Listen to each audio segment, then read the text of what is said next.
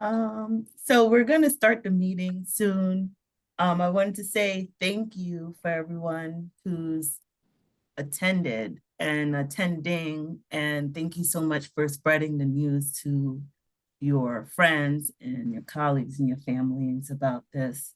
I just want to remind everyone that, the program is being recorded and we ask you to mute yourself if you're not part of the panel or if it's not your turn to be part of the speaking panel, because we would love to take this recording and share it on the AADC's YouTube channel so it can be a living memory and people can access it and we can share it as another piece of history, of band history. So I want to welcome everyone again who has attended, and I want to pay homage to our former executive director, Valerie Anderson. I would not be here if she did not take me under her wing while I was an undergrad student. And I would also like to introduce Bertha Atkins, who is our vice president, and I wanted to see if she wanted to say anything to everyone. Good evening, and thank you for joining us tonight. Yes, and then we also have our secretary, Tiffany Oliver, if she would like to just greet everyone. Hi, everybody. Welcome. We're very glad to have you. And I'll be monitoring the chat. And if any questions in the chat, feel free to let us know. And thank you again for coming. Okay, and before we officially start our program, I would love to introduce you to our new executive director of the Douglas Alumni, Mrs. Elaine Cotter, if you would like to come and just say hello to everyone. Thank you so much, Kathy, and hello, everyone. I am so excited, honored and humbled to be the executive director of the AADC, and particularly excited to be here tonight to celebrate bands yesterday, today, and tomorrow. I know that I know some of you, but if you don't know my background, I have been in nonprofit management for 40 years, and 10 of them were right here at the AADC. I was the former director of development, and I came during our last campaign and had the opportunity to work with the legendary Adelaide Marcus Sigorin, who was honorary chair of that campaign. Adelaide had been the executive director here for 26 years, from 1968 to 1994. And she was a pioneer not only for the AADC, but for my profession in general. She kind of invented alumni relations. She wrote books for the Council of Advancement and Support. So I was thrilled to have the opportunity to work with her. And of course, at every turn would be asking her, how did you do this? How did you learn this? This and that. And finally, I just asked her, what are you most proud of in your career? She mentioned three things, and the establishment of the Black Alumni Network was the top of that list. So she had said it was an important time when this group came together, and they have been going full speed ever since. And they are a model for every other affinity group at Alumnae Networks.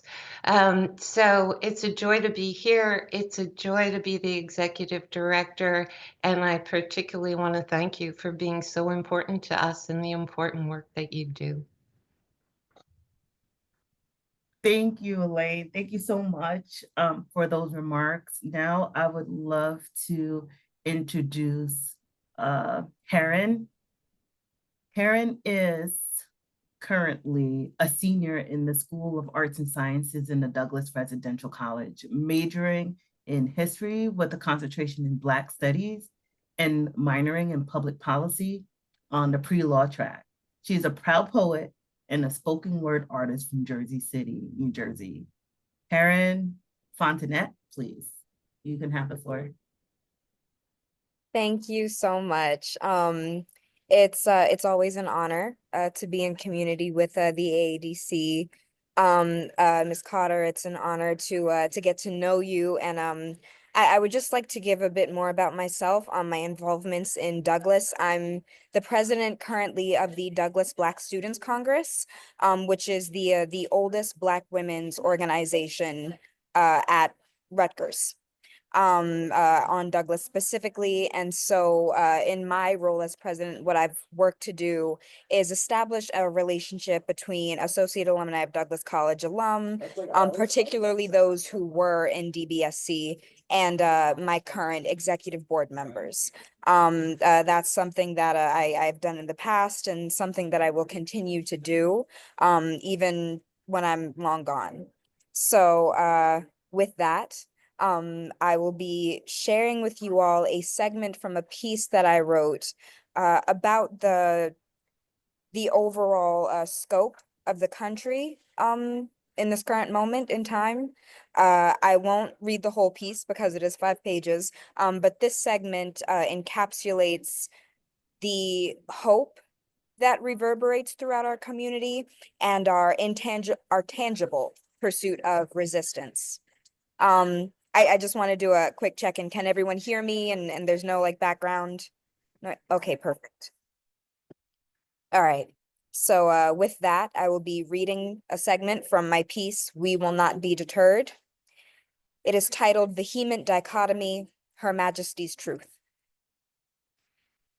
Is it possible to be in 2 places at once?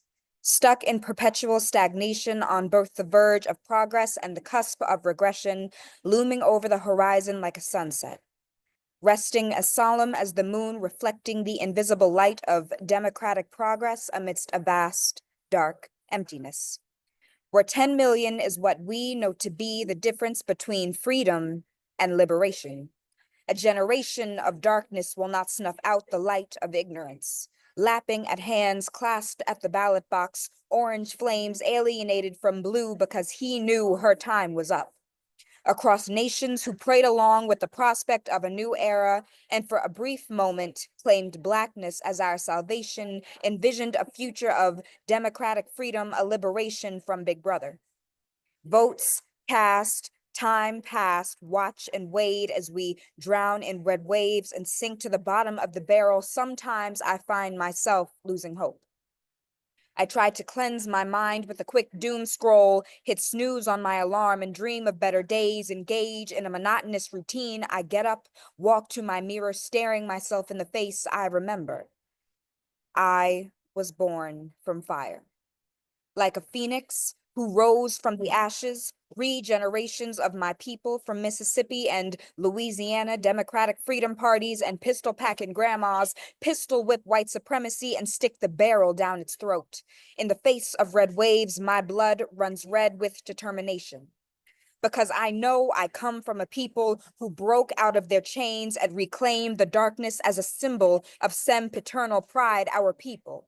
Who understand the limitations of government and the generational trauma of unfulfilled promises, reverberated echoes of the beck and call for eternal justice. Y'all remember, we created the movement. Armed with generations of knowledge and spiritual guidance passed on from ancestors long gone but never forgotten, our immortal army. Who chose to fight for ourselves because we knew the world would rather turn its head away from injustice than accept darkness as their salvation. Our people have been on the front lines, painting white tapestries red with the blood of our enemies, etching our names across time and space. We set the precedent for our future liberation and gradually shift from presidential idolatry presently. We conceive a vision of a future worth fighting for, and tenaciously we remember. If you all can repeat after me, we will not be deterred. We Will not be deterred. Thank you.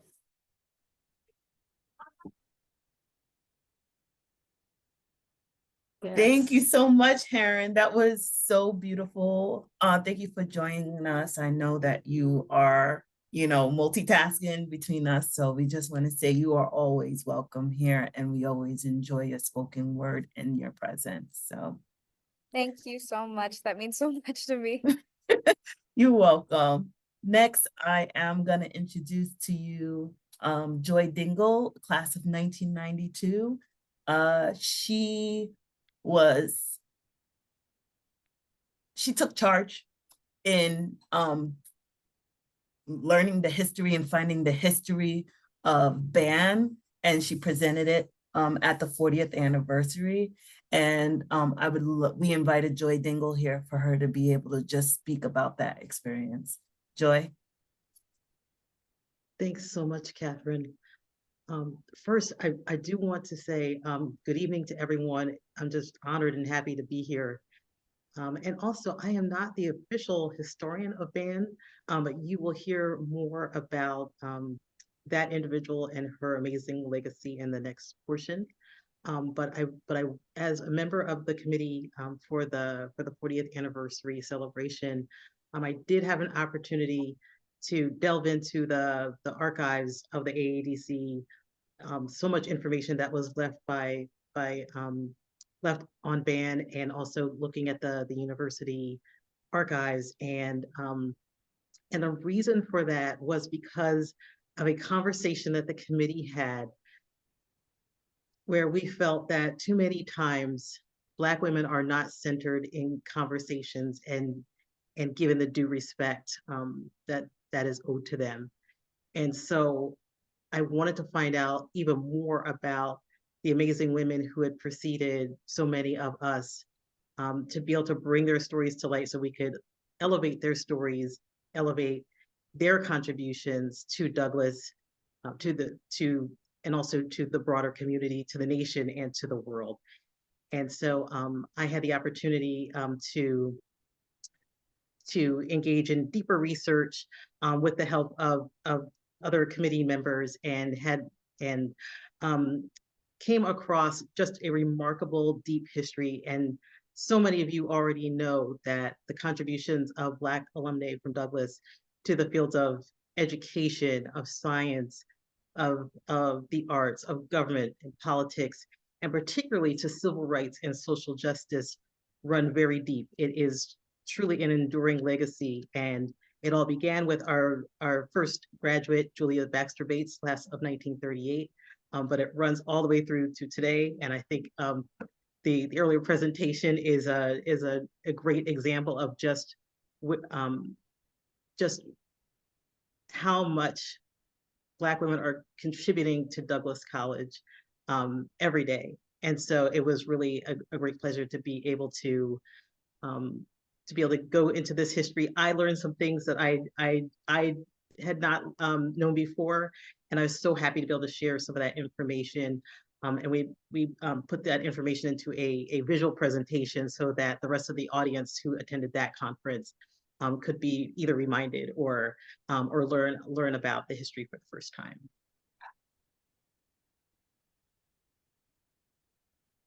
Awesome. Thank you so much. I just probably have like one question for you. In doing this myself, like, what was the one piece of thing that you came across that you was just like, wow, like, I can't believe like I'm holding this? I think for me, it was understanding that that after Julia Baxter Bates, there were two women who followed, whom many of us knew. Emma Warren, class of 49, and also Evelyn Sermons Field, class of 49. And they were the first two Black students to be in residence at Douglas. And so even though I knew Ms. Warren as our librarian and knew that she was a proud graduate of Douglas, I didn't realize that she was a trailblazer along with Ms. Field. And from there, that there were other women who had graduated in the 40s, whose names I did not know, and so I was able to pull up biographies on them. There were some photos of some of them. I think it just goes to show that that it's really the resistance or the resilience of those early pioneers that has situated so many of us today to be at the Douglas College that we take for granted, that, we had an opportunity to walk across campus, take the classes we wanted to, interact the way we wanted to, and do what we wanted. But that was all because of these initial women. And so it's humbling to be a part of such a strong legacy. And, I just think about Douglas as a family, that those who preceded us are like our aunties, and those that we knew while we were in school are like our sisters, and those that we're getting to know now are like our nieces. And it's so exciting to be a part of this family and this sisterhood. Thank you so much, Joy, for joining us again. I know like you took time out of your busy schedule to come and share your experience, and we really appreciate it so much. Yes, and so thank you. Thank you. It's a pleasure. So next, I just want to say that Lori was able to provide me a great foundation of putting together a slideshow. Thanks to Canva and other things, I was able to just like change it up a little bit. And also want to say thank you, because Valerie made it a thing to preserve. I'm gonna call it the artifacts of BAN, but I'll explain that, like, part of the reason why we even have this is because of the trailblazers that came before us. So I'll share my screen and I will share this presentation.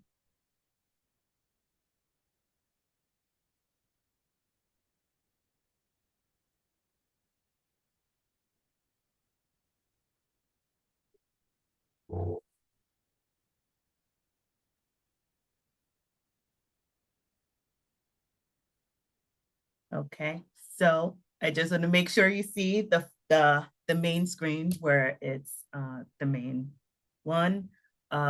It's part of today. We are honored to present the history and impact of the Douglas Black Alumni Network, and in an initiative that was provided lasting support for students and alumni alike.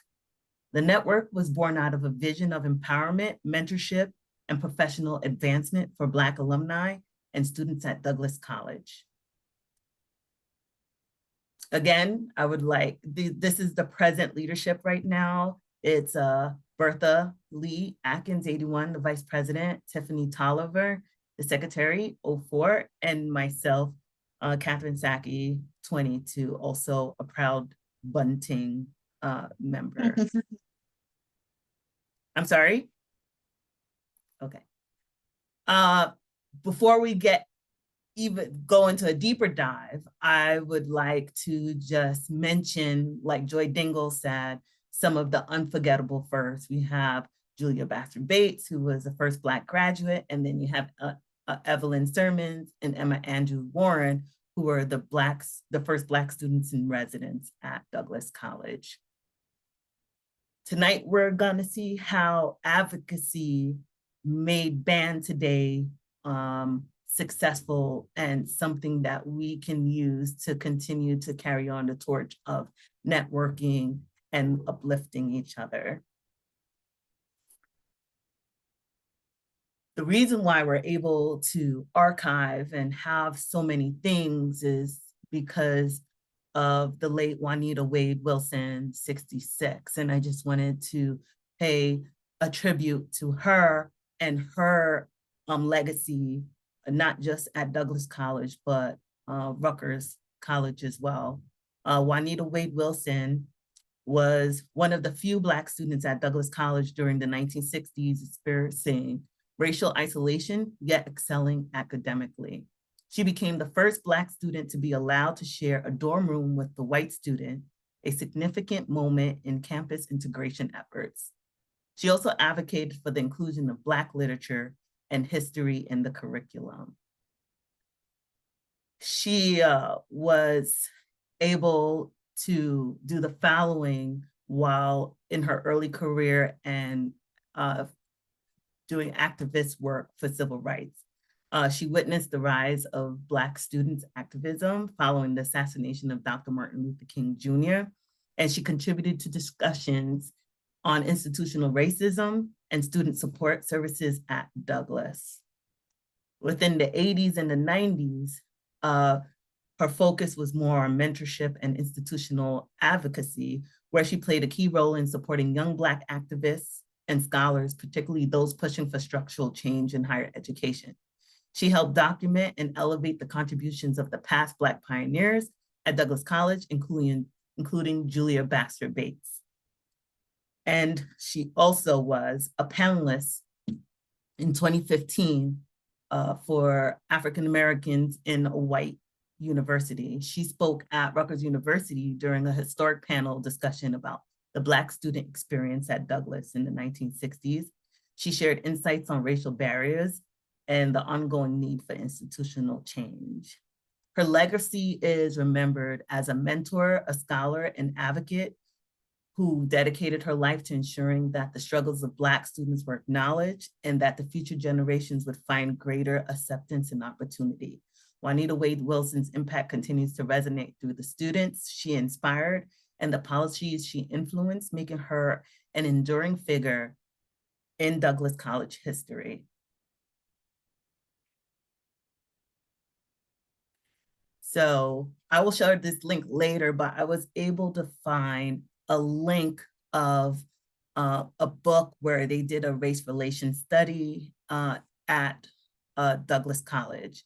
So the creation of the Black Alumni Network at Douglas College was deeply influenced by the policy and political climate at the institution. Historically, Douglas College, like many predominantly white institutions, was not initially welcoming to Black students. For much of its early existence, the college was overwhelmingly white, with very few Black students admitted. It wasn't until the civil rights movement and the increasing demand for racial equity in higher education that Douglas began making efforts to diversify its student body. By the late 1960s and early 70s, Black students at Douglas College, like those at many universities, faced systematic discrimination and a lack of institutional support. The assassination of MLK Jr. catalyzed the activism among Black students, leading the formation of the Douglas Black Student Congress, DBSC, that Karen mentioned earlier. The DBSC demanded institutional changes, including the hiring of Black faculty, the introduction of Black studies courses, and the greater cultural representation on campus. Given this historical context, the Black Alumni Network was likely established as means of fostering community mentorship and support for Black graduates of Douglas College. The network provided a space for Black alumni to connect, advocate for current students, and ensure that the progress was made during the civil rights era was sustained. So here you'll see a timeline of where BAN was first started all the way up to the 40th anniversary, but we've been able to do more things past 2021. So as I said, BAN was created through advocacy. And so what initiated the advocacy was a student writing a letter of concern and wrote to Dean Jewel Plummer Cobb, highlighting the need for Black Alumni Association that could serve as a support system for students, and it would be influential voice on campus. And this concern was validated through discussion with the executive director of the Alumni Association and the Black alumni serving the board. So they created the committee. If you look closely, you can see that there are people here who were on the original steering committee, and we want to say thank you. Dean Cobb gathered a group of alumni, and the new director of Minority Affairs to assess student concerns. Key issues identified was student isolation from campus life, lack of awareness of available resources, and the need for targeted career advisement. And so these days, we still are facing some of these same issues. So during the formalization, the executive director, Zagoran, convened alumni and college staff to discuss the implementation of actually creating the BAN, the BAN, the Black Alumni Network. The next steps they identified was conducting a detailed survey of Black alumni on how they could assist students, establishing a permanent steering committee composed of alumni, faculty, and students. They also encouraged Black student participation in the extern program. They developed resources for career planning, including the summer job information. They also created a directory. During the expansion and the sustained engagement, Zagoran was able to secure funding from the Joe and Emily Lowe Foundation to provide funding for staff support. And they were able to also hire an administrative assistant to oversee BAN activities. They also held faculty and staff receptions to strengthen communication between Black alumni and faculty. A program they created on stress in the Black woman was developed based on alumni feedback. And the externship program ended up expanding, and they were able to provide 8 alumni with a week of career exploration.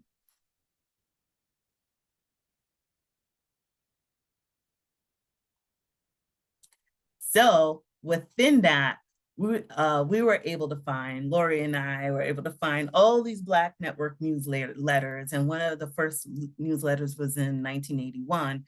And so during the implementation, they thought that they needed to have a means of communication. So they created, after the minority focused newsletter, BAN was able to create like a career bank. And then from the steering committee, they were able to collaborate a career fair with the Africana House.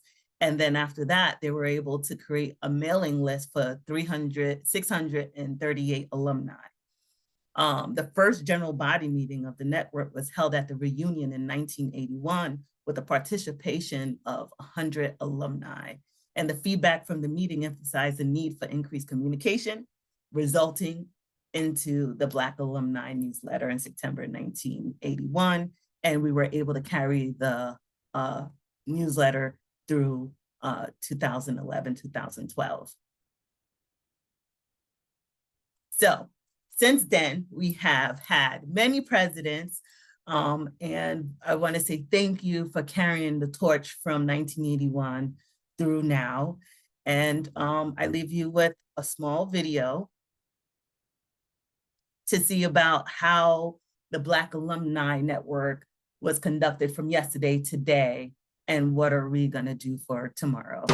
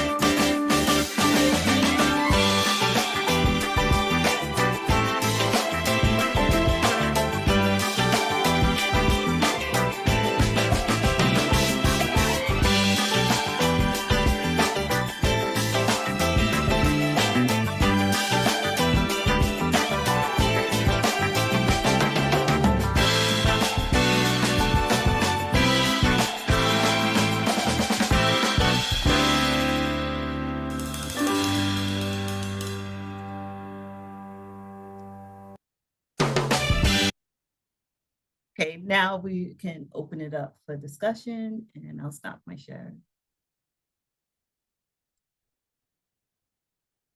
I would like to pass the torch on to Bertha, where we open up conversation with the founding years and the vision with Dr. Inez, 58, Flora, 59, Auntie M, 66, Maxine, class of 70, and Sheridan, class of 79.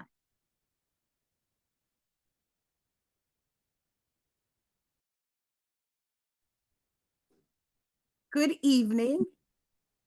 I don't know why. Okay, I'm going to ask a couple of questions, and anybody that's in any one of the panels can feel free to answer any of the questions that I'm going to ask. Okay, when you originally decided to create BAN, was it so that we can have some diversity, equity, inclusion within the AADC? Okay. Hi, it's Wilma. That was not in my thinking at the time. I think it was more Jewel and Adelaide, and anyone who's worked with either of them know that they were visionaries. And they saw the Black alumni having so much to contribute, not just to the organization, but to all of the university. And it kind of, there's nothing that was nothing significant happened. There was not an uprising or anything.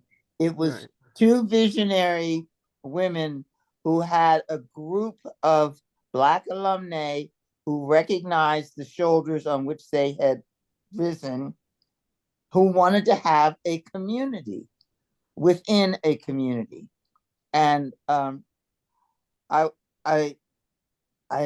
forever grateful that they had the vision, and I was fortunate enough to be a classmate of Juanita's, who had the energy, and it wasn't mentioned, but her daughter is also a Douglas alum.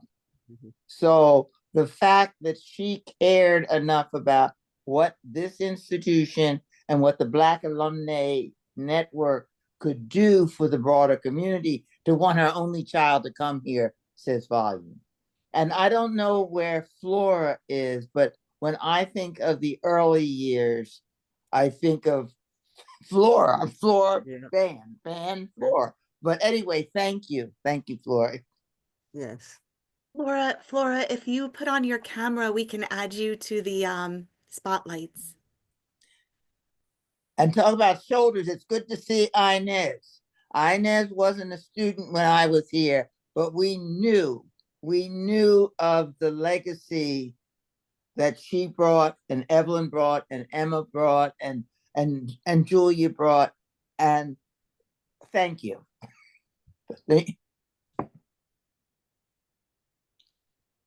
Would anybody else like to add anything to that? Laura, you're muted. Inez, Yeah. you're muted. That's unmute. Okay, Flora. Can you hear me now? Yes. Okay, I have a story to tell. When in 1981, I was serving as president of the Alumni Association, and I particularly remember upstairs in what used to be the meeting room at the alumni office, and we were trying to figure out a way to fund. And Adelaide came up with the idea. She said, you know, Crossroads Theater has opened, and it has plays by Black authors, playwrights, actors. Maybe we could have a benefit performance there, and that would raise money for BAN. And that's exactly what we did, and that carried on for a long time. And a lot of people to Crossroads, and also funded the start of the Black Alumni Network. Wonderful group. I love working with them. Thank you. Thank you, Flora. Thank you. I would like to add that in terms of the vision that Adelaide and those of us who are beginning had was like it was as much of what we as Black women could support and give ourselves, but also what we could offer to the wider community. So it was a matter of the wider community learning more about Black students, what they had to offer, what they could give, and how we could work together. I think those two things were the reason. We certainly accomplished quite a bit in terms of supporting ourselves, providing programs and whatever, but we also, I think, had a lot to do with adding to the wider community of Douglas information about Black people and what they could accomplish and what they have accomplished. It was a two-way street as far as I was concerned. Just a memory. While we did not set out to address diversity, equity, and inclusion, I don't know how many of you remember that first meeting we did have in 1981 in the College Center in the Bunting Room. And we had to pass through a room where there was a meeting of one of the Vanguard classes. And I can only say that having all these Black women parading through the center at that time caused quite a stir. So we definitely changed the composition of the reunion after that, because prior to that, not many Black alumni really participated. So it was definitely a signature event. I want to build on what Flora had said about Crossroads. Yeah. Not only was it financially advantageous to the Black Alumnae Network, we had our own little reunion. People looked forward to those performances and the August Wilson plays and the other plays as another opportunity to get together and build a community within a community. And when they went bankrupt and closed, we never were able to replicate that experience.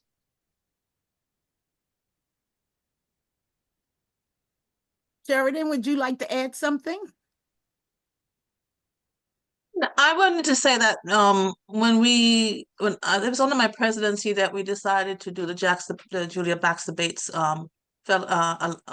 endowment, and I remember sitting there with Flora and I think it was Dolores and Karen Turan and Evelyn Summersfield and Wilma Harris and Juanita Wade Wilson. Those are the ones that I remember being in a room, and I remember saying, "How are we going to do an endowment?" And I said, "We're not doing this unless it's an endowment. I'm not raising money every year. We're going to get an endowment going." And so we used a lot of Crossroads theater to raise money, bring people together and raise money. I think Flora, do you remember? I think we had a 5-year plan to endow that fellowship for Julia Baxter Bates, and I think we did it in 3 years. Mm-hmm. So we came in like 2 years early. So the Black alumni wanted an opportunity to come back and give back to Douglas, and it was one of the ways in which we used to get it done. What were some of the challenges y'all faced in the early years being few Black students on the campus? What do you call few? Well, it was a lot less. It was probably a lot less of you than when I came in 77 than what they had in the 90s. I felt that had BAN attempted to organize even 5 years prior, there was not enough of a critical mass. By the time you had the graduates from like 70 when Max came, through the whole decade of the 70s, we had a critical mass and of accomplished Black women who felt positive about their experience. So if you want to talk about the 60s, they all could have sat at one booth in the student center. And if you talk about the 50s, they could have been on, I don't know where, one cab, it would have taken care of it. So when you say a few students, it's all relative. Right. And I'm not sure if we would have been as effective if it were a larger group, because my recollection is nobody had ego in that game. Everybody just wanted the organization to be created and to achieve its objective. So whatever burdens we had as undergraduate, future students didn't have those burdens. Right. Thank you. What back then, how did y'all do any events back then to honor like Black heritage? I know back then we didn't have Black History Month, so that wasn't up. We didn't have Juneteenth. So what were some of the things that you celebrated back during those times?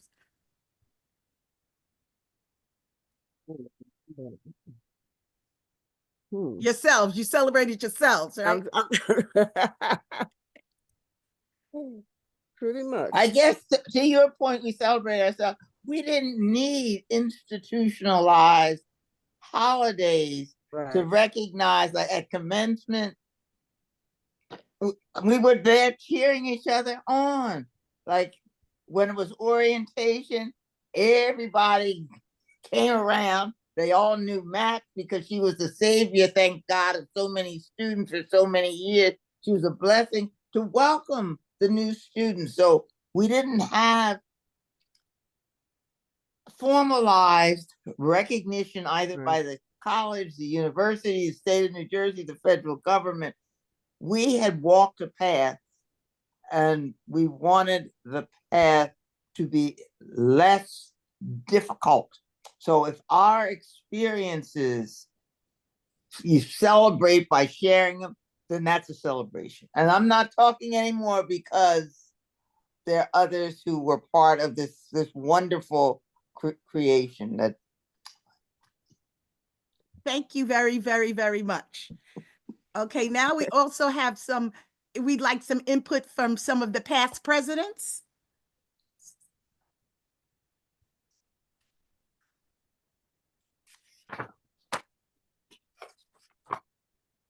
I'd like to, this is Karen Turan, and I'd like to talk a bit about my term.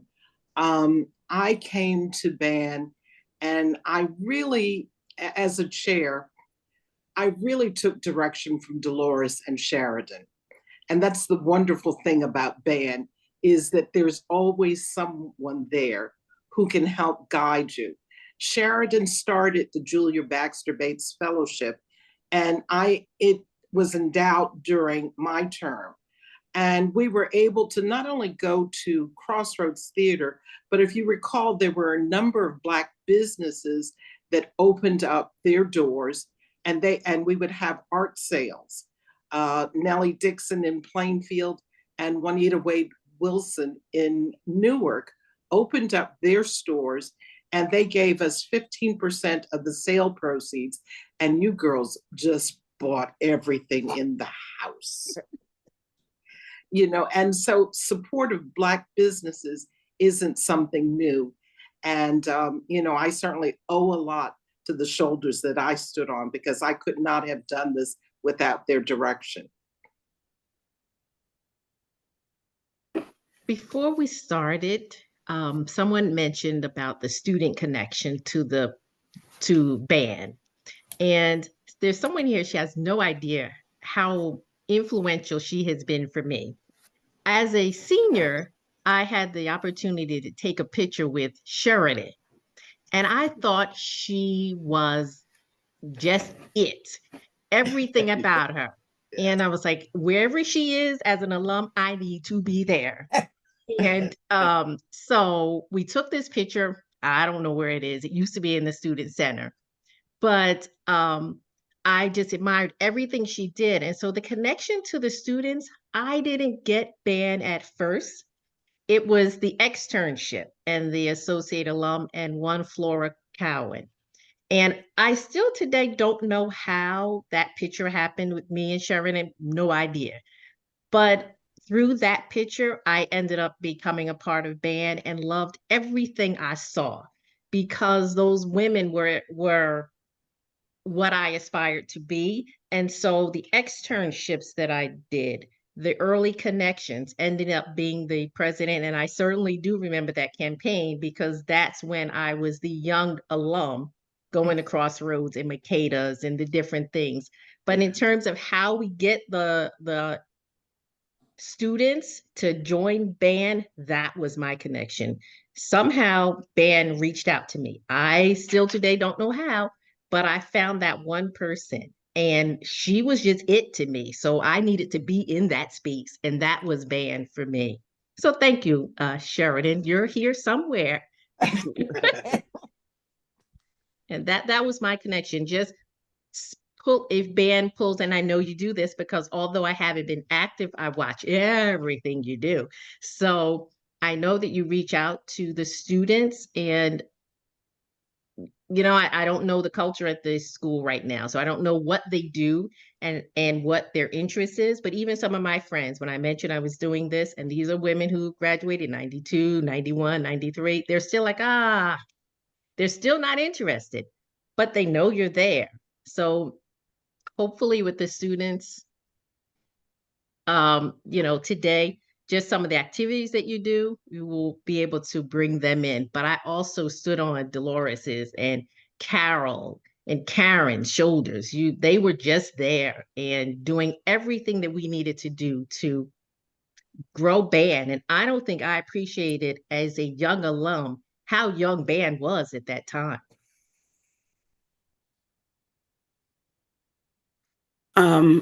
This is Dolores. I just wanted to jump in. Thanks, Dawn. And say one, even though we're virtual, it feels like we're in a mini reunion, like this is an extension of family. This is a family reunion. As I look around at everybody's faces and the smiles and everything, you just keep thinking about different stories and different times and different incidents and how we all work together.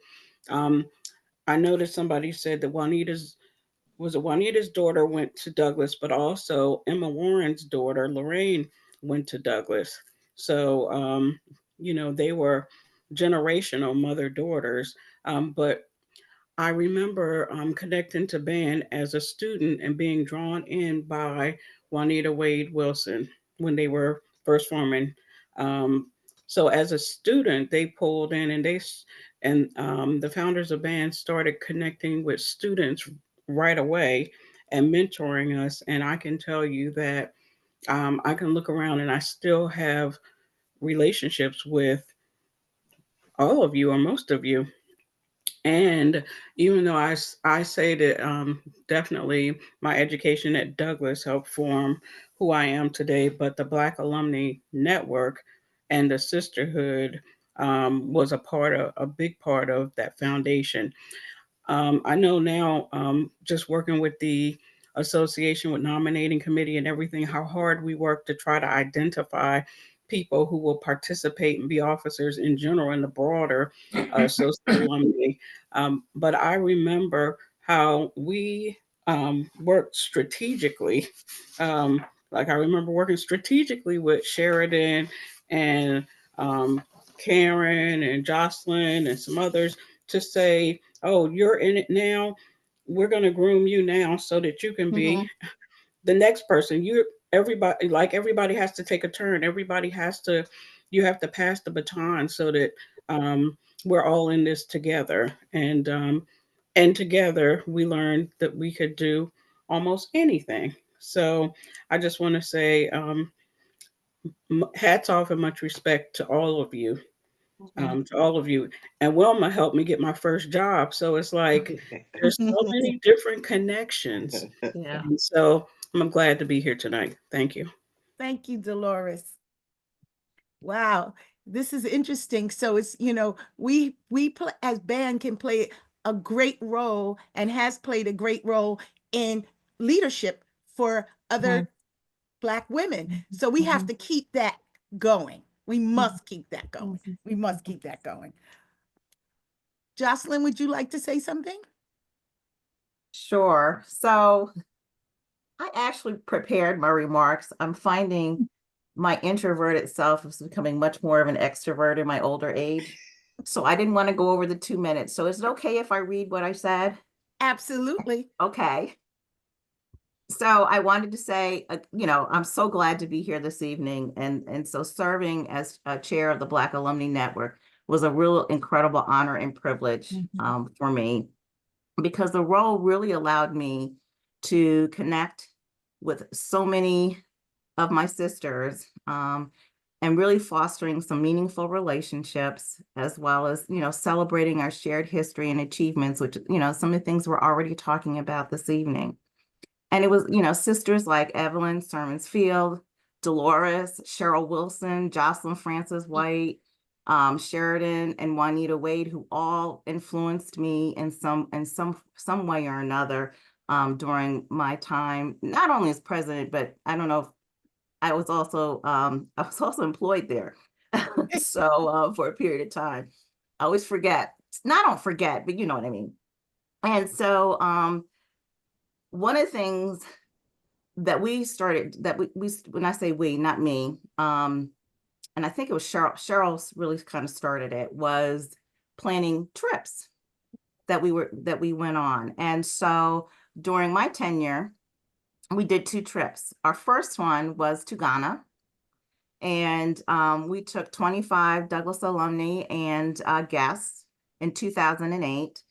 And we had the opportunity to tour Accra, the capital of Ghana, visit the W.B. Du Bois Center, Kwame Nkrumah Memorial Park, and a lot of the open markets, which we probably all did way too much shopping, but it was fabulous. We also experienced Elmina and Cape Coast castles, where the slave trade began. And that probably was the most difficult part of our trip. And I was glad that I was with my sisters. We also visit some of the other villages where we had the opportunity to meet the Ashanti people, where we were celebrated there. And to me, there was absolutely no doubt that by the time we left Ghana, Douglas women had left their mark on the motherland. I know we did. Anyway, secondly, we did a long weekend in Oak Bluffs, Martha's Vineyard in 2010, which is the historical African-American area on the island. And we stayed at the Shearer Cottage, which is the oldest African-American inn.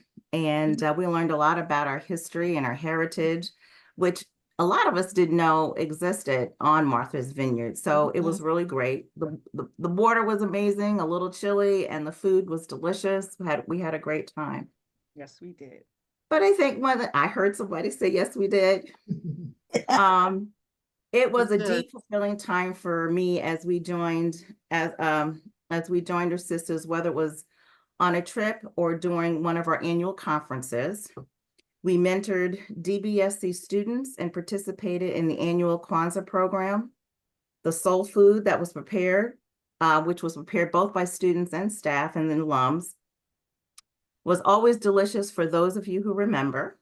And I always felt that these opportunities were times where we were able to empower future generations of Douglas and DRC women. And over the years, it's been wonderful to see so many former students become involved in BAN. It really, really has been. BAN was a place of advocacy and gave us a voice as we were able to strengthen our collective impact within the broader Associate Alumni of Douglas College. Leading BAN reinforced my commitment to service, not only in the AADC, but also in the broader communities that I have lived.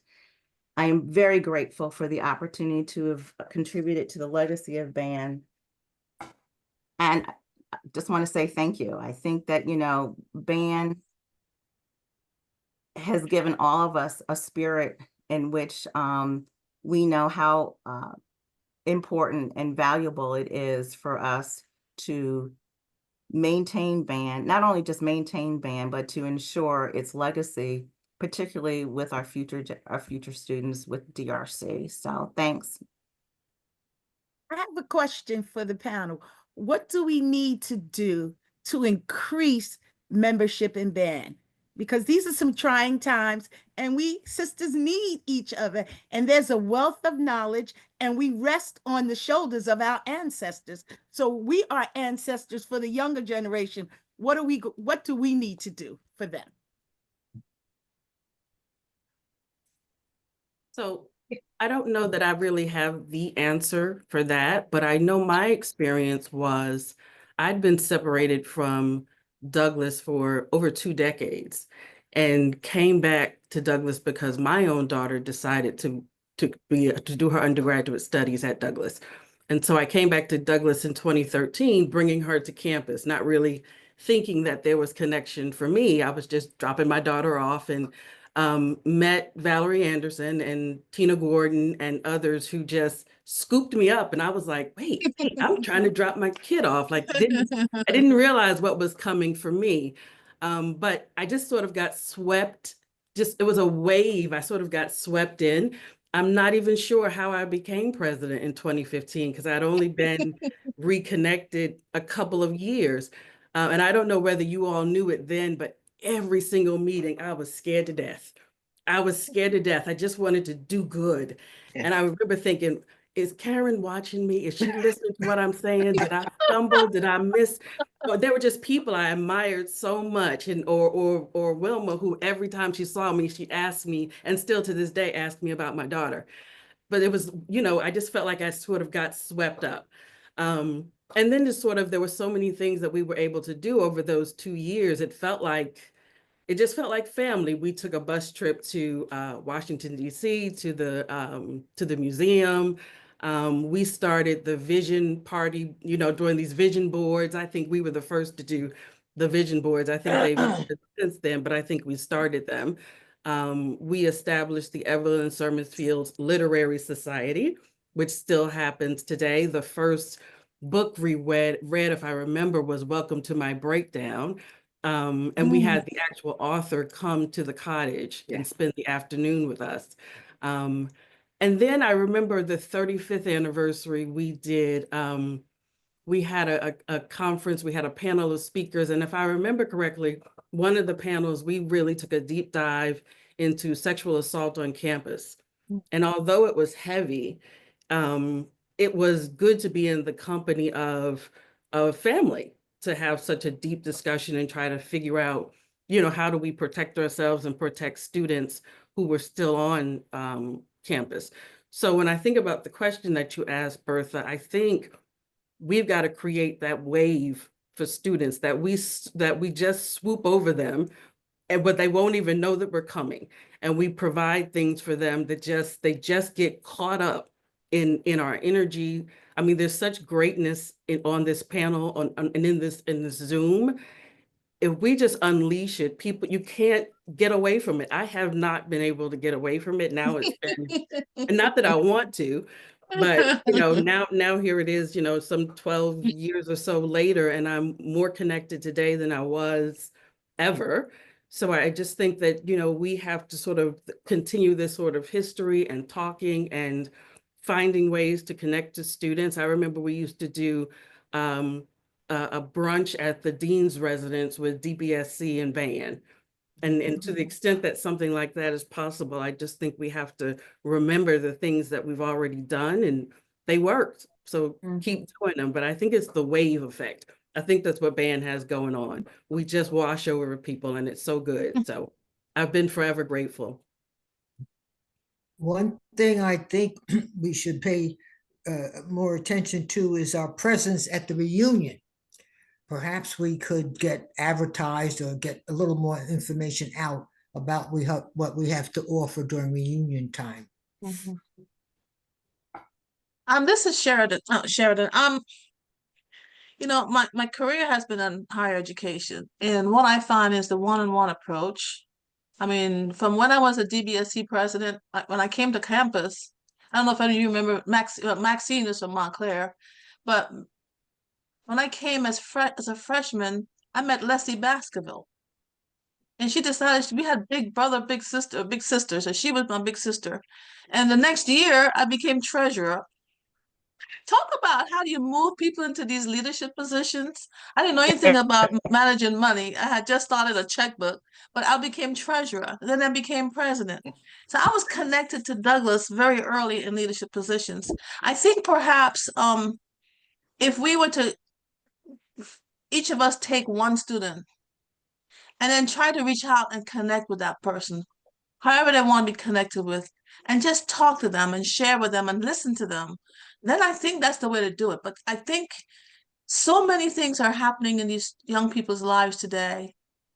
Just having an event, and that's it. What happens after the event, right? How do we invite, how do we welcome, how do we connect them to us? So I think I think we have to reach out and have a sustained kind of relationship with a person, a student at Douglas. I don't know how we do that, because I know there's all kinds of legal issues, but I think if I was to have one person that I had to reach out to and then stay in touch with that person and then connect them to band, that would work for me. I think might work for the organization, but this one shot deal doesn't seem to be sustainable to me. I want to build on what Sheridan said, because I think it's an excellent idea. You mentioned Montclair. Well, everybody has a hometown, and there may be some way of finding out who's coming to DRC from your hometown or a hometown where you lived before you moved the last time, and kind of adopt that person. And if there isn't, maybe there are two from a Montclair who could use someone to adopt, so that the student who's at 18 knows there's somebody who has had a similar experience, because every generation has a different experience, who can help them. Kind of formalizing what you were saying about Leslie, who I think was 77, 76. Yeah, a 75, few years 76, ahead she of was you. president. Yeah. A few Yeah, she years was the ahead. president of the DBSC when I came Yeah, in. but at least you knew there's somebody here who has had a similar kind of experience, who's from my hometown, that I can talk to. You know what?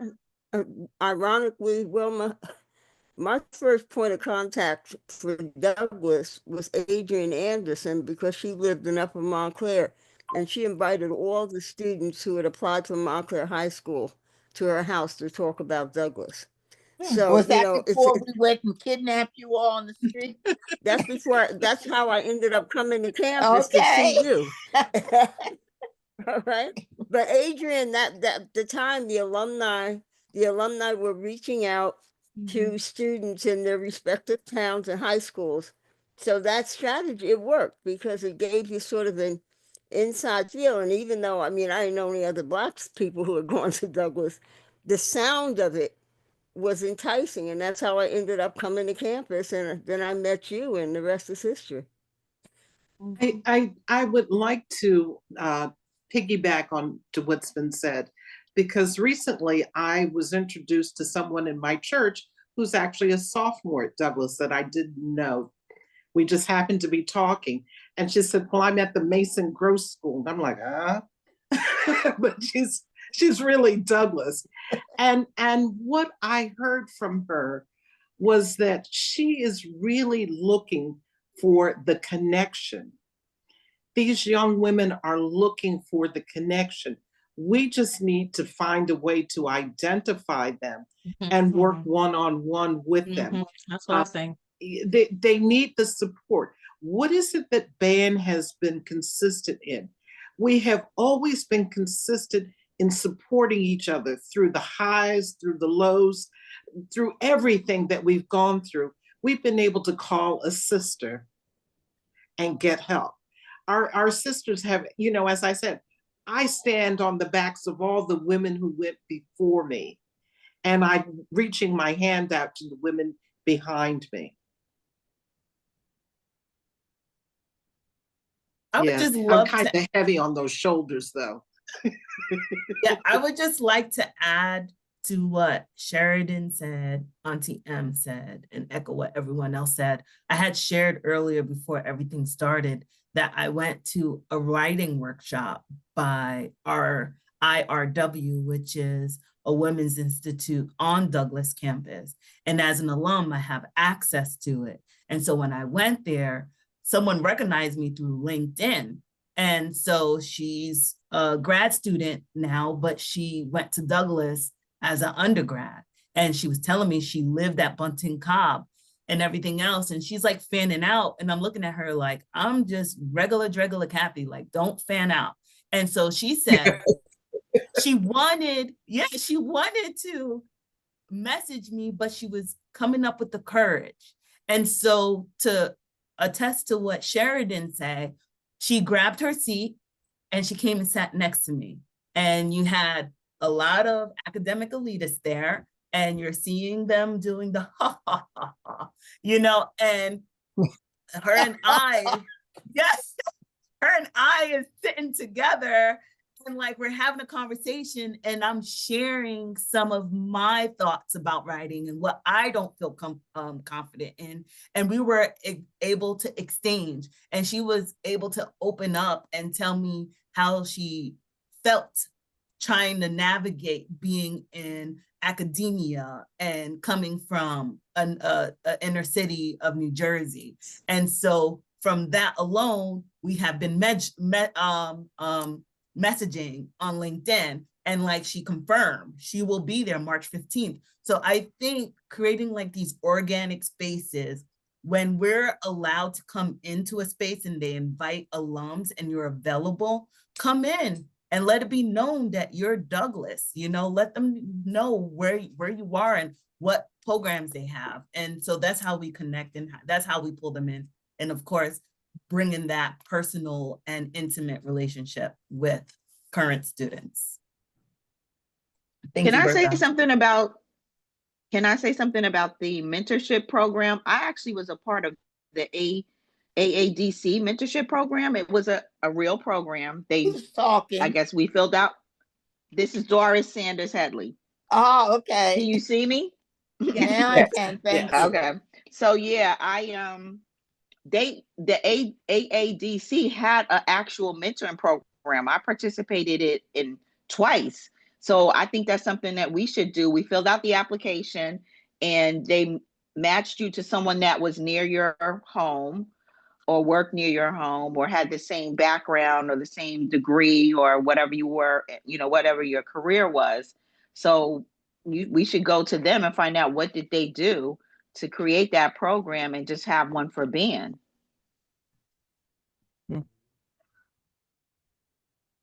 So I wanted to move the conversation along. Oh, did someone else have one more to add? Did someone want to add something? Okay, I wanted to move the conversation along and just talk about, we touched on leadership development, just talking about building community and how we impact the younger generations. But we want to also talk about advocacy and activism. We know that, you know, you don't want to go super deep into it, but like DEI is being, how you say, like attacked right now. And so trying to provide that support system for current students, where do you see the Black Alumni Network, or where do you see the Black Alumni Network doing DEI work externally for current students? I think what we were talking about earlier in terms of supporting individual students. Trying to make sure of, in working with the AADC, one of the committees that I have been working whatever on that is was that we went to that graduation she was doing. Sorry? No, Someone needs to mute themselves. Okay. Sorry, the fellowship and scholarship committee, where we let folks know that there are monies out there to be had. If you're going into higher education, you're a Douglas alum, and we have some, the AADC has some endowments that you can take advantage of. And here's how to get to the application and whatnot. So I try to make sure that I reach out to the few younger alums, younger than me, who are probably still schooling, because, you know, my gang is pretty much finished with school. But I have a niece who graduated in the class of 2009. I have some cousins who were in the late 80s, early 90s. So, you know, some of them are working on masters or have worked on masters and doctorates, but none of them since I've been involved with the committee. But I do send the information to my niece, for example, every time, and I say, let your friends and your, fellow alums know that there are monies available to help, people who would say, well, I can't go because I know I can't afford it. So that's one of the things that I like to make sure that I do, get that information out. And Tony, just so since you mentioned that, the deadline for the fellowships is approaching. It's March 1st. So if anyone is on this line, wants to apply for the fellowships for graduate school, law school, whatever, they need to do it by March 1st. Or tomorrow, because March 1st Yeah. is Saturday. Right. Yeah. There's one of, no, I think for graduating seniors, it's a June 15th, I think, deadline. But having said that, let me just mention this too. There are some people whose shoulders we stand on who are not alums, but they worked with us as alums. And the one I really want to mention is Dean Alfreda Robinson, who what some of us remember at Douglas, and then afterwards going to the business school. And Dean Alfreda Robinson, who has passed on, is somebody I don't want to neglect to mention, because even though, and what was funny, Denise is on the call, or I think she's still on, and Marty and I, Denise Joyner West and Marty Gillis and I all went through the master's program together. And Dean Robinson was key in making sure that we knew how to stay in school. We all went full time. And if you had asked me if I was ever going to go to a master's program full time, I would say there was no way. But Dean Robinson, who had been at Douglas and then became part of the team for financial aid at the B school, helped encourage us, because I wasn't going to go. My husband had gone through the program and I wasn't going to go, and she talked me into it. And then Marty and Denise kind of kicked my tail a little bit, and we all made it through. So I just wanted to bring up her name, because I know that Wilma and, well, some of those who were in school around my era, Wilma and Maxine also knew Alfreda Robinson. And I just want to say, this was just a funny, we were doing a dedication to her as business school alums who were giving her an appreciation. And Marty, Denise, and I all got up to say something, and we all began with the same thing. Dean Robinson didn't give us any money when we were at Douglas, but she helped us find monies when we were in graduate school. But we all had the same experience. We had to kind of dig deep in pockets while we were in undergrad. But I just thought that was a funny thing to add.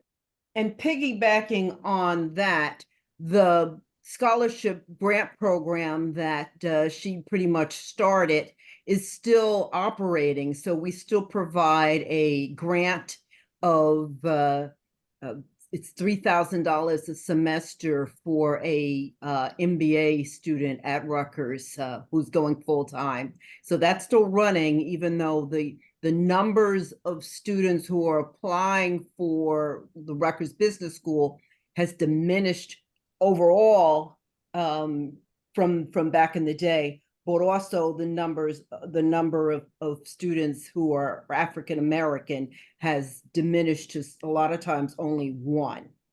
So, but we still are giving away the grants to incoming students to help get them through the MBA program. Thank you so much. We're actually. Can I make just one small point about like pipeline? Because I think with a lot of what's going on in the court system and at the Supreme Court, and just with college admissions, we may need to think before people actually get to college, because they may not be coming. So maybe we should be thinking about, touching base with people in high schools. How are we building the pipeline? Because I think that what's happening in the courts, the highest court in the land, we will see the numbers starting to drop, especially for people of color, even coming to Rutgers and other institutions. So if we don't, I think we're probably going to have to think a little bit bigger about pipeline. Yes, I know the Women's Federation. I helped them once just pitch what it means to be a Douglas student, and they had high school students come. So that's something to take up to the board to see if maybe how we can work and create a pipeline where we are connecting with high school students and representing band with students that identify as Black during that summer retreat. But talking about connecting and pipelines, we do have Polly here. I'm sorry, can you pronounce your name? Paula. Paula, thank you, Paula. Looking ahead, I'm not saying that you stand out for every single young alum or current student, but I was just wondering, like, what do you think band can do, or AADC as a whole can do to be more connected with your generation of like the student body that you're in? Paula, are you Sure. currently a student? Yes, I'm gonna introduce myself. So my Oh, name is okay. Paula. My name is Paula Jikinaya. I am a junior here at Rutgers, and I am a part of the DRC. I've been a part of the DRC basically my whole entire career here at Rutgers. So basically I'm originally from Washington, DC, and there was an advisor for specifically DC students because we're not a state, so we have different kind of regulations when it comes to college, and she was a part of the DRC. And so because of that, when I came in as a freshman, I basically joined the DRC basically like right away. And can everyone hear me? Can everyone? Yes. Yes. Okay, sounds good. Yeah, so I'm a double major in political science and Africana studies. And I just want to say thank you so much for inviting me here, and just hearing the information and the great work that band does really touches my heart. Just hearing the history of the Black women at Douglas, at Rutgers at large is so important. And I think that at a time where there is just so much going on in the world, I feel like a lot of my peers feel just kind of like hopeless at times, and don't really know who to turn to. And so I think that hearing the history and the things and the experiences that you ladies have been through is so important, because it gives us hope, and it also points to us how we can kind of get through these difficult times. Now, there were a number of ideas that I heard floating around that I thought were good. So the mentorship is absolutely a great idea. As someone, I was also the former president of Douglas Black Student Congress as well. I was the historian, I was the vice president, and then I was the president.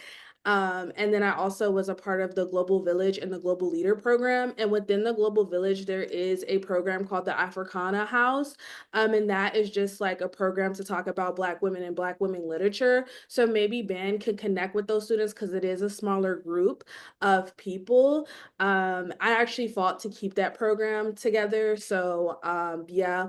And then as an Africana Studies major as well, there are, I don't know, I feel like at Rutgers, because it's such a big school, there's so many different programs, but everybody's working individually instead of together. So having connections to maybe the PRCC, there are a lot of students who go there just not even just to like hang out and things like that. And I know that when I worked there, there were tons of programs or just people coming in to, or events being held there. And because I worked there, or because me and my friends were hanging out, we started to know more about the information happening on campus. So that could definitely be a great resource. Like I said, the Africana House, maybe reaching out to the Africana department as well, because there's numerous people who may not be in the Africana Studies major, but they have numerous programs that they put on. I know you guys know Mr. Bonity, and he has an Instagram page called the Rutgers Black Alum. So that is also a great resources of maybe posting your guys' events there, or maybe letting people know, because I know that a lot of my peers follow that page. I'm so sorry, I might be ignorant on this, but I don't know if you guys have an Instagram. We also use GroupMe a lot. So look, I did not mean it anyway. I did not mean that in any way. I just genuinely did not know. But I think an Instagram or a GroupMe would also be great idea. And I also could I'm really good at social media, and even TikTok is a great way of reaching the youth and getting this information out. And I think it's just important for us as students to know the history and really connecting with the alum, because sometimes, especially in the degree and the areas that we're going into, it's good to know Black people who are in these fields. And for especially because something that I noticed, I think somebody brought this up, and I'm sorry if I don't know the specific person, but the enrollment into Rutgers, the acceptance has gone down, and especially for Black students here at Rutgers. And so that is just something to keep in mind. And also as well, employment retention as well is something to keep in mind, something that I've been wanting to do for a very long time. And this is bigger than me and band, but making maybe a networking event or some sort of career fair with Black alum, or there's a lot going on with DEI initiatives, so I don't know how well this would be, but just really having a Black career fair, or just having a career fair, or networking event. I know that there is one through the ADC, I believe the AADC, because I went to one, and that was really great. But yeah, definitely just connecting with students is definitely important, and maybe the one-on-one as well.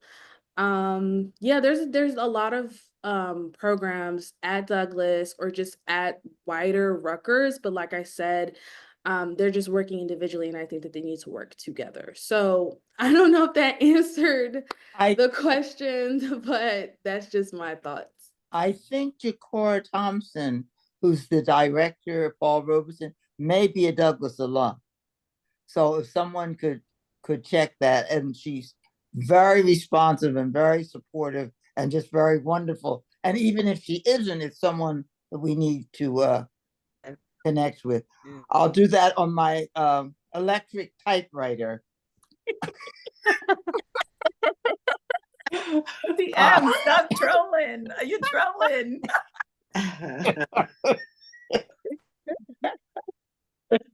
Got jokes, girl. I love it, baby. I love it. Well, then you can fax it over. After I run it through the ditto machine. I did find some carbon copies during. And remember the stencils. Don't get it on your hands. Oh my goodness.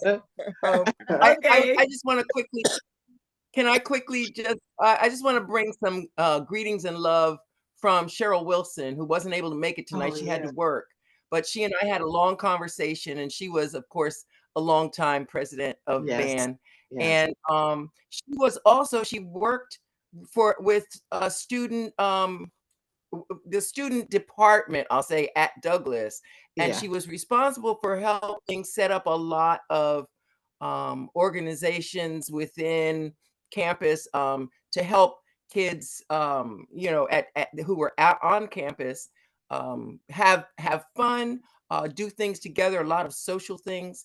And one of the things that she mentioned to her talking was that some of she's been contacted by some Rutgers and Douglas students who are trying to reinstitute, I'll say, I don't know if that's the correct word. I think it's called Jazz and Juice. They're like a Friday night. They're trying to get Friday nights, kind of a thing, a social kind of thing, to have people get together.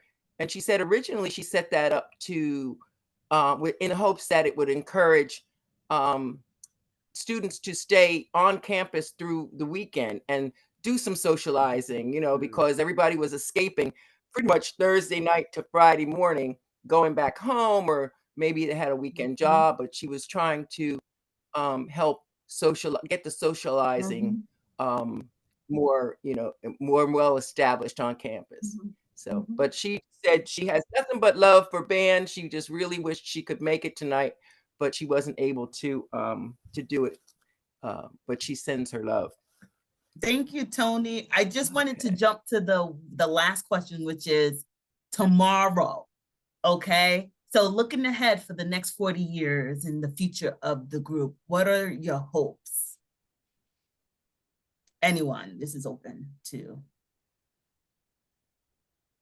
I was going to say that I hope to one day also join once I'm, done with my bachelor's degree and things like that, because I do think that it's like important to continue to build upon this legacy. Like I said, I think this is really good work, and unfortunately, I don't think that a lot of my peers know that this is out there. So definitely expanding the knowledge and just the awareness about BAN and the work that you guys are doing, and just making sure that the reach is wider. Like I said, I hope to bridge the gap between this divide between the organizations and things like that, because I do have my foot in different places. So hopefully I can, along with my friends and other students, kind of bridge that gap as well. And then to Mrs. Tony's point, I think you're referring to Jazz and Java.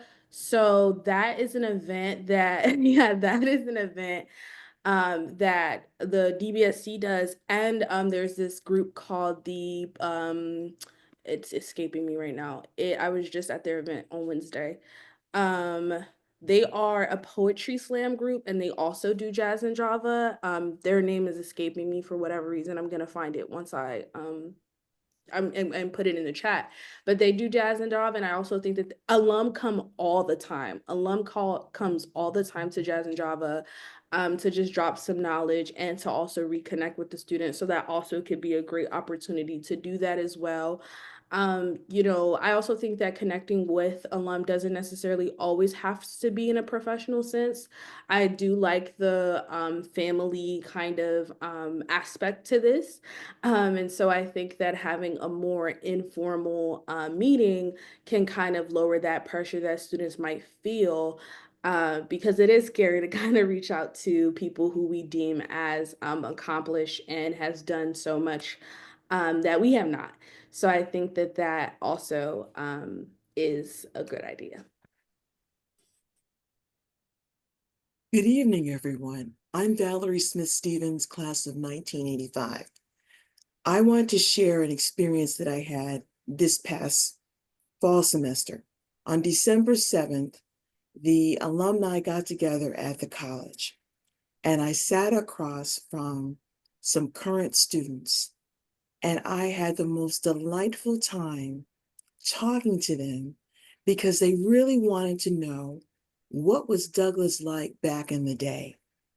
And so I made a deal with them. If they would teach me technology, I would teach them history, because these young people are amazing with some of the things that they can do. I admire them so much that they can just have a certain ringtone on their phone so they know who's texting them just by a sound. I didn't know you could do that. I just purchased a new car. My nephew had to show me how my car worked, because when I started out getting directions, you would use MapQuest. And he said, Auntie, you don't have to do that. You have a GPS in your car. And I said, sweetheart, where is it? He said, Auntie, it's right here. You just push the button and you tell it where you want to go, and it'll get you there. And I said, sweetheart, I will teach you all the history you need to know. And you just show me how to work this car. He said, Auntie, I can't believe you got a top of the line car and you don't know half the things this car could do for you. So that December 7th event was so wonderful for me to see these young ladies ask me questions, and they showed me things on my phone that I didn't know existed.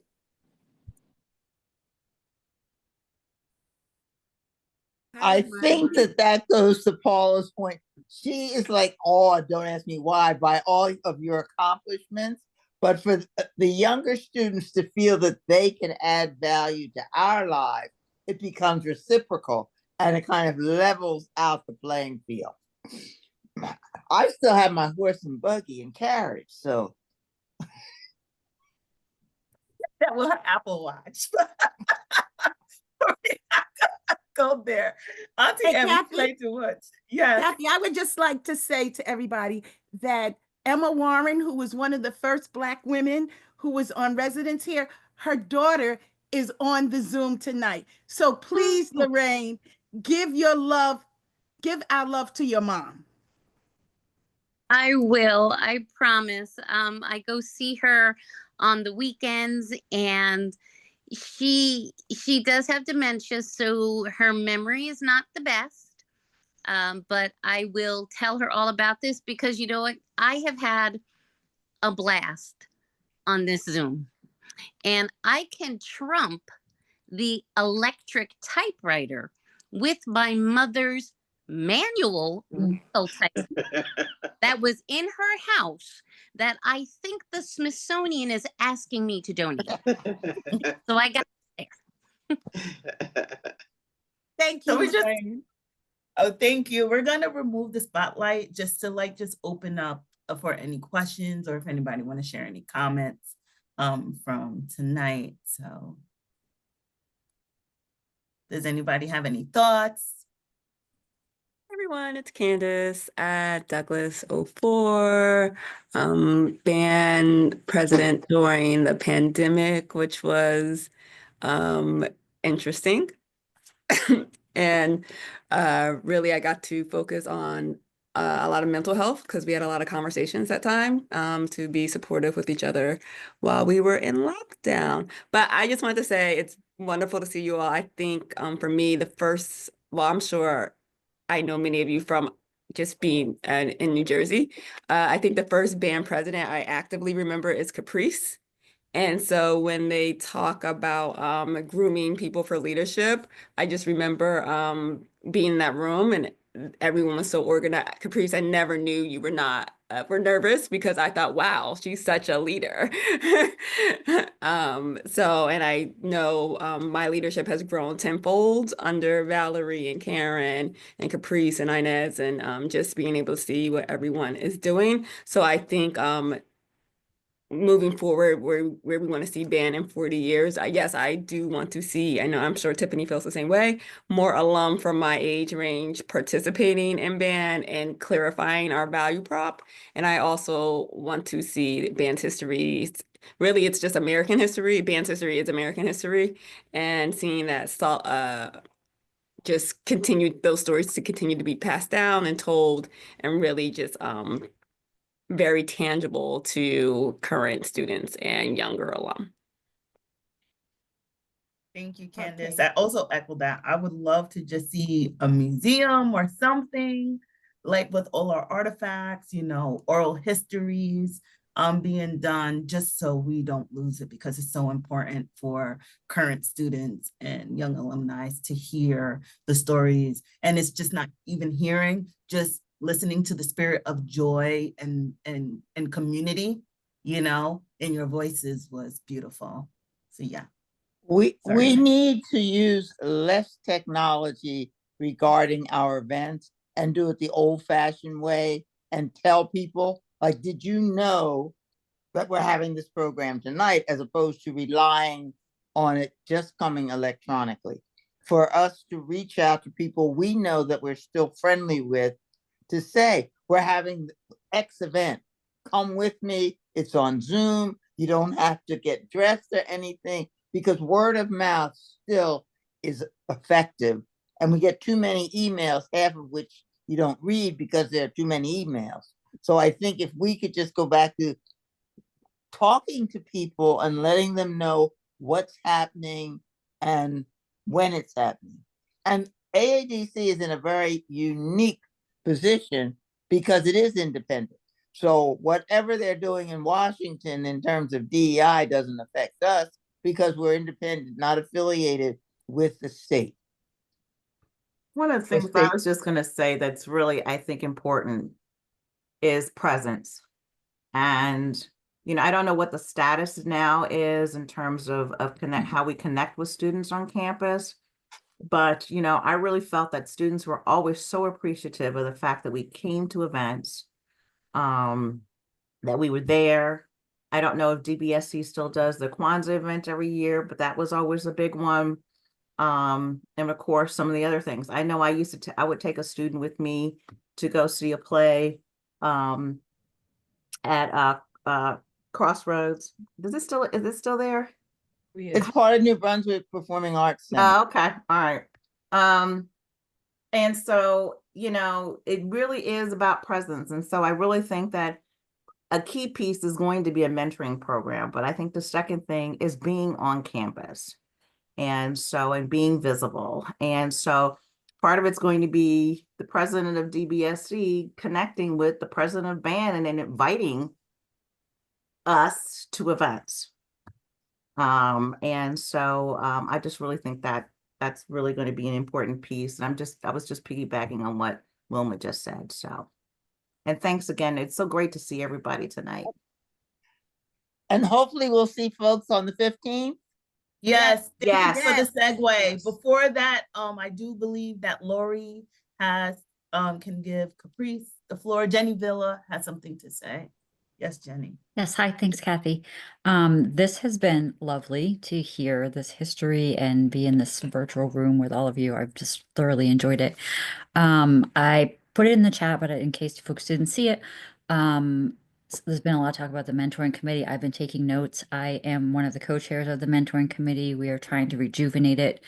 As you know, we've had some changes and a lot of things happening, holidays, new executive director. It's kind of gone on the back burner for a couple of months, but I'm taking notes from things that are said. And if anybody wants to give any further suggestions, wants to be a mentor, you can please email me. Be happy to bring it up at our next, whenever we have our next mentoring committee meeting.